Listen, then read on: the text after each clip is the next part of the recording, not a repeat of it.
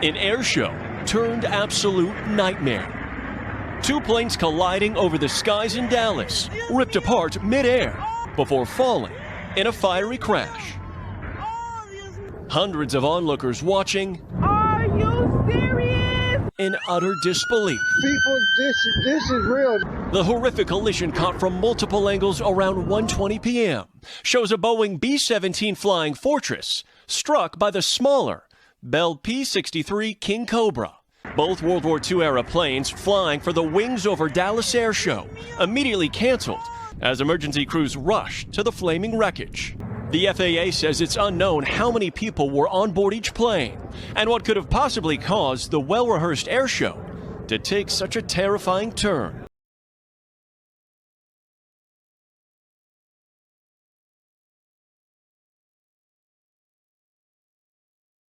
Kenyan soldiers landed in the city of Goma in eastern DRC Saturday. They were greeted by local dignitaries and Congolese forces in the region.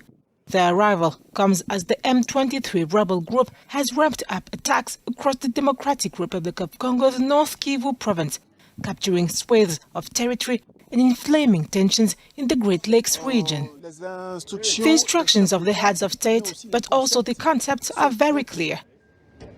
The friends of Kenya are here on a purely offensive mission.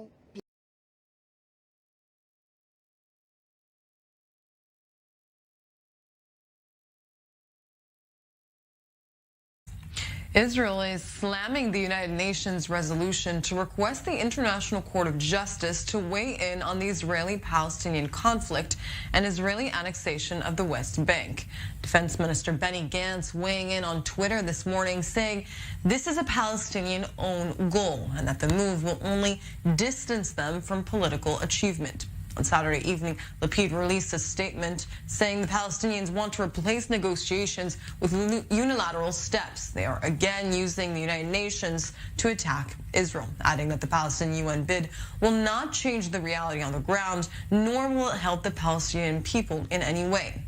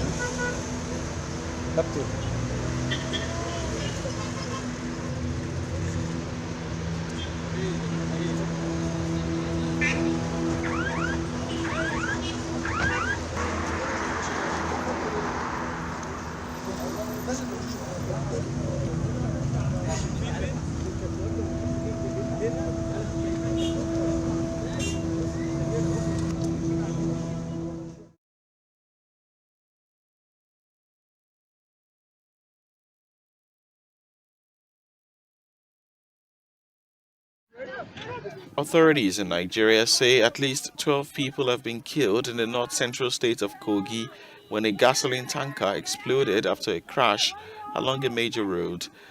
The accident occurred Thursday night along the major road in the Ofu Council area, according to the police. Nigeria's Federal Road Safety Corps, in a statement, said 18 people were involved in the crash. 7 sustained various degrees of injuries, while the remaining 11 were burnt beyond recognition at the scene.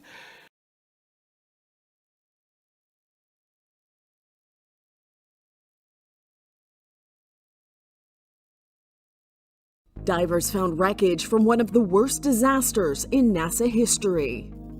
So what do you think this is, Jeff?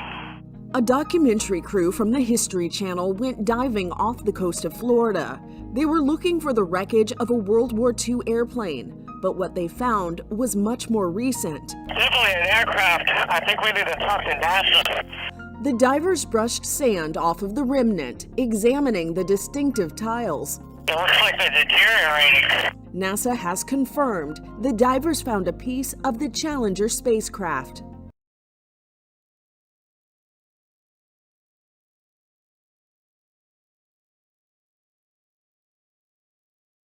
Now, an Iranian exile who inspired the Steven Spielberg movie The Terminal is no more. He lived at a Paris airport for 34 years. Karimi Nasser Miran died at the terminal due to natural causes. He was known to the airport staff as Alfred Miran or Sir Alfred. He had taken up residence on a plastic bench in the airport's shopping mall in 1988. This came after he was denied entry to Britain as he had no papers. He was also not allowed to enter France. He left Iran at the age of 20 to search for his mother. He believed she was from Scotland. Miran failed to find her in Britain and returned to Iran in 1975. However, he was stripped of his citizenship for protesting against the regime. Britain also refused to let him come back. Eventually, he was declared stateless. Miran carried all his belongings in an airport cart. He spent his days listening to radio, reading the newspaper, writing down his thoughts. The airport staff gave him food. They ensured that he received his meal and was treated by the airport doctor.